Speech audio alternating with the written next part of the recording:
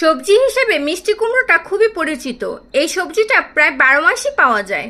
এতে রয়েছে vitamin A, B complex, C, E, potassium, magnesium এবং ক্যালসিয়াম। মিষ্টি কুমড়ো রোগ প্রতিরোধ ক্ষমতা বাড়ায়, চোখ সুস্থ রাখে এবং ত্বক উজ্জ্বল করে। এটি ক্যান্সার প্রতিরোধেও সাহায্য করে। হ্যালো, আসসালামু আলাইকুম এভরিওয়ান, চলে এলাম নতুন একটা ভিডিও নিয়ে। আপনারা সবাই কেমন আছেন? আশা করছি সবাই ভালো আছেন। আজকের রেসিপি মিষ্টি কুমড়ো ভাজি।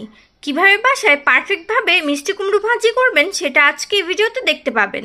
চলুন তাহলে দেখে নেই। ভাজি করার জন্য চুলায় ফ্রাই প্যান বসিয়ে দিয়েছি। এখন দিয়ে দিব পরিমাণ মতো তেল। তেল গরম হয়ে গেছে। এখন দিয়ে দিব পরিমাণ মতো পেঁয়াজ কুচি, দিয়ে দিব হাফ চা চামচ পরিমাণ পাঁচফোড়ন, 2টা শুকনা মরিচ। এখানে নিয়েছি হাফ চা চামচ পরিমাণ কাঁচা জিরা। এখন সবগুলো একসাথে হালকা করে ভেজে নিতে হবে। পেঁয়াজগুলো হালকা করে ভেজে নেওয়া হয়ে গেছে। এখন কেটে রাখা মিষ্টি কুমড়োগুলো দিয়ে দিব।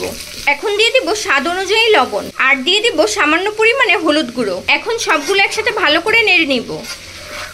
আর এই পর্যায়ে চুলার তাপটা কিন্তু মিডিয়াম আঁচে থাকবে।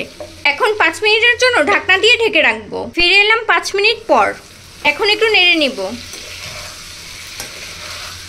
আর এই ভাজিতে কিন্তু পানি দেওয়ার কোনো প্রয়োজন নেই। এভাবে চুলার তাপটা মিডিয়াম আঁচে রেখে আর 10 মিনিট চুলায় ভাবে ভেজে নিতে হবে। 10 মিনিট পর দিয়ে দিব সামান্য পরিমাণে চিনি। আর এই চিনিটা দেওয়ার কারণে কিন্তু ভাজির টেস্ট বেড়ে যাবে অনেকটাই। সবশেষে দিয়ে দিব পরিমাণ মতো কাঁচামরিচ কুচি এবং ধনেপাতা কুচি। এখন সবগুলো একসাথে ভালো করে নেড়ে নামিয়ে পরিবেশন করে নিব।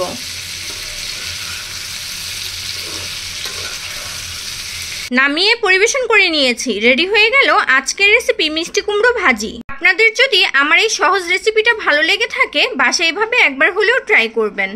আমার ভিডিওতে একটা লাইক, কমেন্ট, শেয়ার করে আমার পাশে থাকবেন।